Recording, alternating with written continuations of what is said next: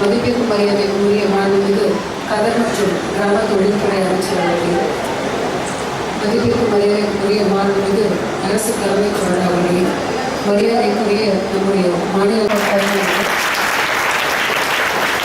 உள்ள நுழையும் போது இங்கே ஒரு பெண்மணி இங்கே கேட்டாங்க, மேடம் ஃபஸ்ட்டெல்லாம் பார்த்தீங்க எப்படி இருக்குன்னு கேட்டாங்க. கட்டாயம் நான் முதல்ல கிராஜுவேஷனா அப்படின்னு நினச்சேன். ஃபுல்லி வெயிட்டிங்ஸ் பார்க்கும்போது கட்டாயம் பிஹெச்டி ரேஞ்சுக்கு தேர்ந்தெடுத்தீங்க. ரொம்ப ஒரு மிகப்பெரிய ஒரு ஆப்பர்ச்சுனிட்டி. 1 இல்லை 2 இல்லை 100 பேருக்கு இது ஒரு அருமையான ஒரு ஆப்பர்ச்சுனிட்டி நம்மளுடைய தமிழக அரசு கிரியேட் பண்ணி கொடுத்தாங்க.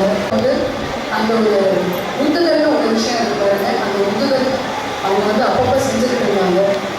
இங்கே பார்க்கும்பொழுது எங்களுக்கு தெரிய அந்த விஷயம் என்னன்னு சொன்னால், நம்மளுடைய பெண்மணிகள் நடைபெறுகிறது. அந்த சான்றுகள் மாண்புமிகு அமைச்சர் அவர்கள் வழங்குவார்கள்.